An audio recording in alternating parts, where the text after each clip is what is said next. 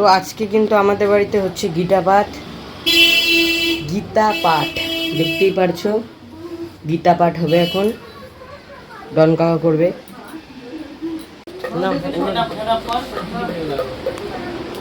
ফ্যানটা বন্ধ করে দিই। ও বাবা আসো।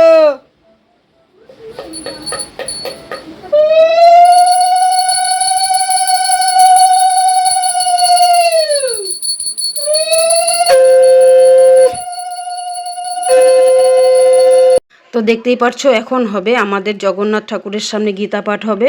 তার ডন হচ্ছে আমার দেওরও সুন্দর করে গীতা পাঠ করার জন্য ওকেই বলেছি গীতা পাঠ করার জন্য। ও সুন্দর করে সংস্কৃত পড়তে পারে এবং বোঝাতেও পারে। তা সবাই মিলে একটু গীতা পাঠ শুরু করব। আর রাতে হবে কীর্তন, সেটা তোমরা অবশ্যই একটু পরেই দেখতে পারবে। তা আমাদের যাই হোক, আমরা পুজোটা এত সুন্দরভাবে আমরা আনন্দ উৎসব করলাম, দারুণ। এখন এই যে কীর্তনিয়া চলে আসলো আর আমি এদিকে পায়েস বসে, এই যে পায়েস হচ্ছে। আর এখানে যে ময়দাটা ময়ন দেওয়া হয়েছে, তো পায়েসটা করব।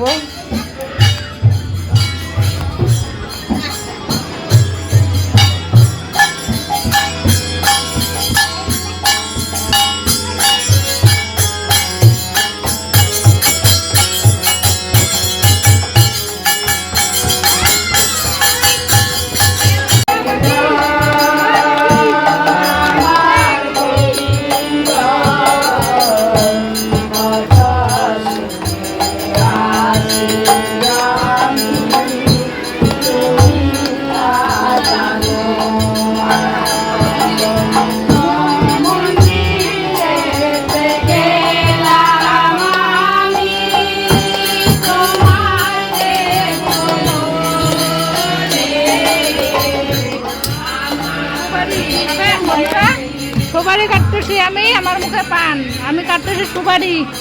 কথা অর্ডার করো বাবা, একটু দোকানে যাও তো, কেন নিয়ে এসো।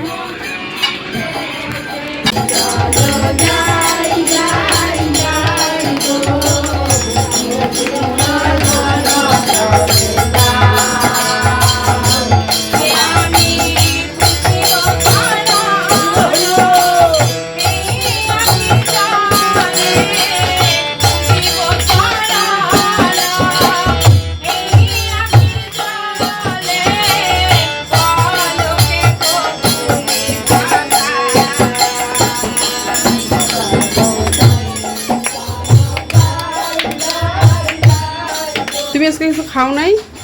হ্যাঁ, কিচ্ছু খাও নাই? তো ভাত খাবো না এখন? খাও ভাত।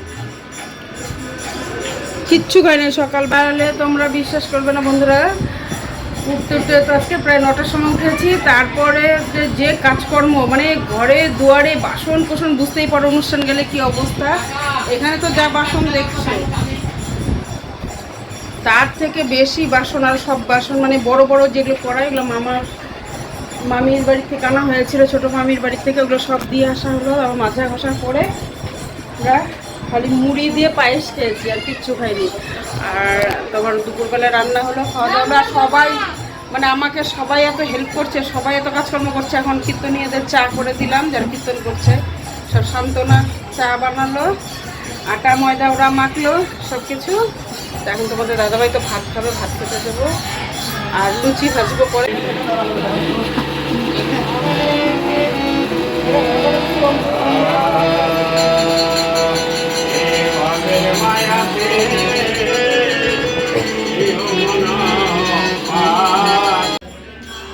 দেখো লুচি ভাজার পর্ব চলছে। এটা কি লুচি না এটা চাঁদ হয়ে গেছে?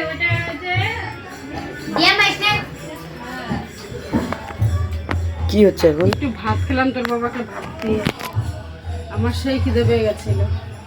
আমার শরীরটা চলতে ছিল না, তাই ভাবলাম যে একটু ভাত খাই। সবাইকে রেখেই খেয়ে নিলাম আমি। আমার সেই মানে প্রচন্ড খিদে পেয়ে গেছিল।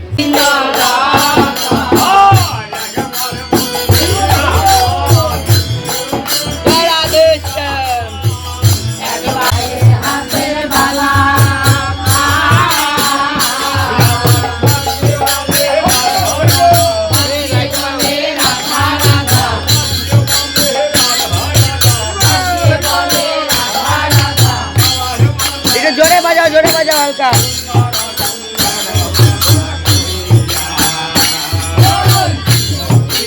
কাকা নাচতেছে।